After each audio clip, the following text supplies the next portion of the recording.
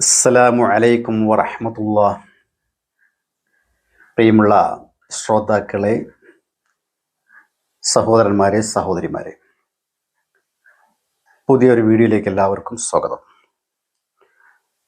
അപ്പം ഞാനിതിന് മുമ്പൊരു വീഡിയോ ഇട്ടിരുന്നു, സൗദി അറേബ്യയിലെ എൻ്റെ അനുഭവം പങ്കുവെച്ചുകൊണ്ട്. ഇന്നും അതുപോലെയുള്ള ഒരു വീഡിയോ തന്നെയാണ് ഞാൻ നിങ്ങളിലേക്ക് എത്തിക്കാൻ ആഗ്രഹിക്കുന്നത്. അതായത് ഈ സംഭവം ഞാൻ അവിടെ ചെന്ന ഉടനുണ്ടായ സംഭവങ്ങളാണ് കേട്ടോ. കുറേ വർഷങ്ങൾക്ക് മുമ്പാണ്, 30-35 വർഷം മുമ്പാണ്. 90-കൾ തുടക്കത്തിൽ, 80-കൾ ലാസ്റ്റ്, അന്ന് നടന്ന സംഭവമാണ്. അപ്പോൾ എന്താണെന്ന് ചോദിച്ചാൽ, അന്നത്തെ കാലത്ത് എല്ലാവരും ഉംറയ്ക്ക് പോകേണ്ട കാലമാണ്. ഉംറ വിസ എടുത്ത് പോവുക, എന്നിട്ട് കിട്ടുന്ന ജോലി ചെയ്യുക. ഇന്ന് ഉംറയ്ക്ക് പോലെ എന്താണ്, ഉംറ ചെയ്യാൻ വേണ്ടി തന്നെ പോകുന്നത് അല്ലേ. ഉംറയ്ക്ക് പോയിട്ട് അവിടെ നിൽക്കുന്ന ആളുകൾ കുറവാണ്.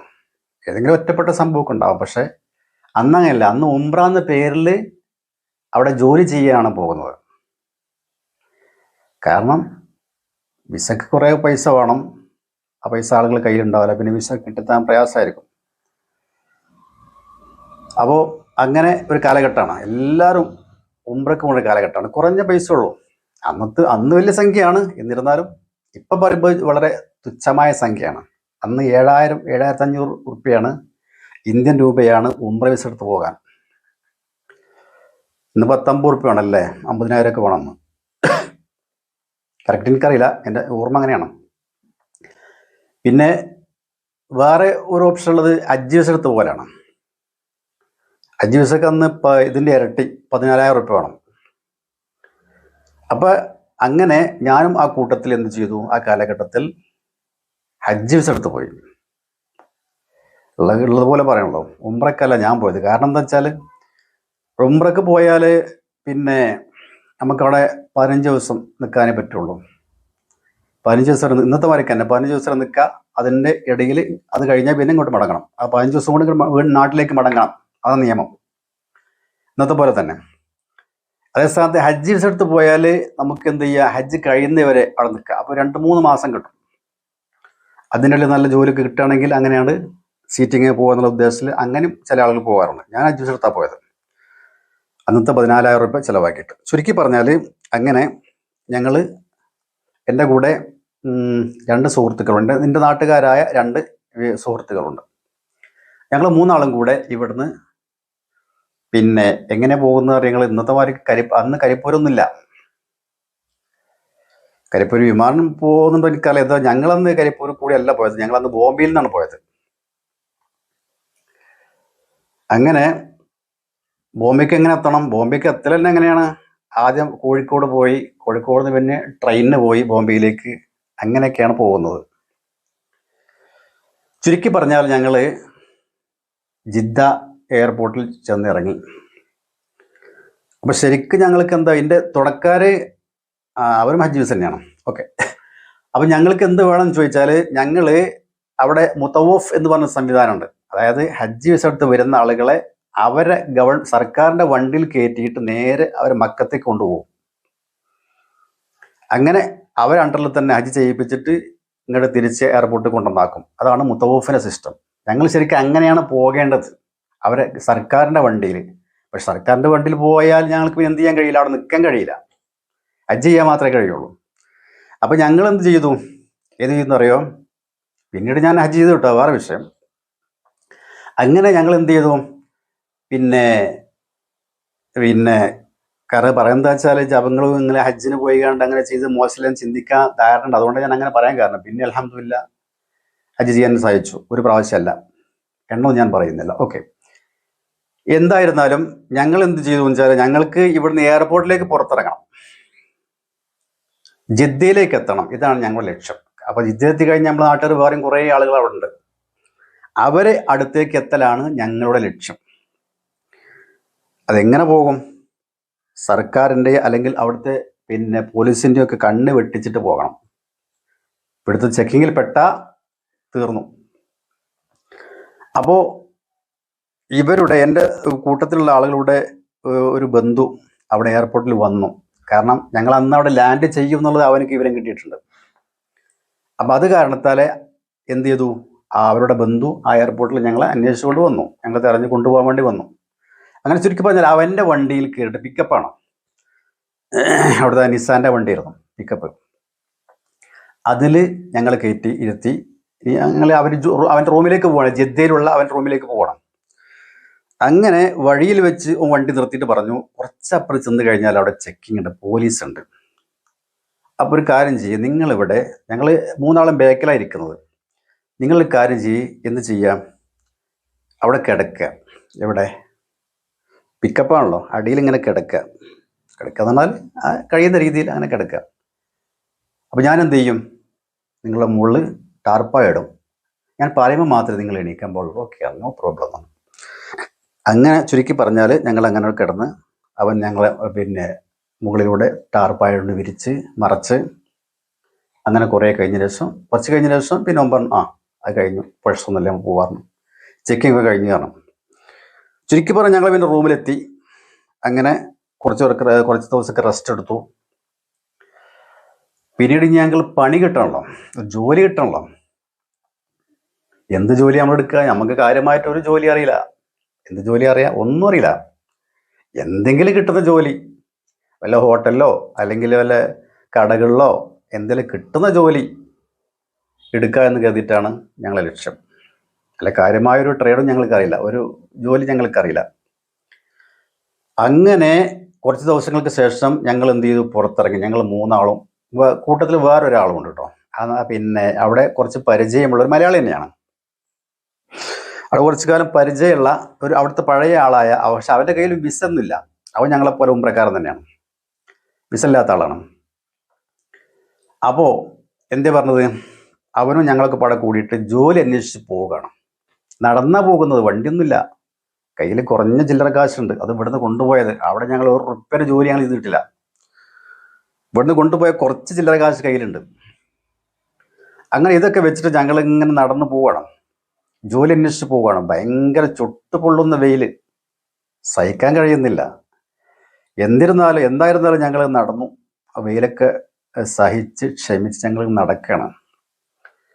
അപ്പോൾ അതിനിടയിൽ ഏതെങ്കിലും കടകൾ കാണും, ഹോട്ടൽ കാണും. അപ്പം ഞങ്ങൾ അവിടെ കയറും. ഭക്ഷണം കഴിക്കാനല്ല, ജോലി അന്വേഷിക്കുകയാണ്. ജോലി ഉണ്ടോയെന്ന് ചോദിക്കും.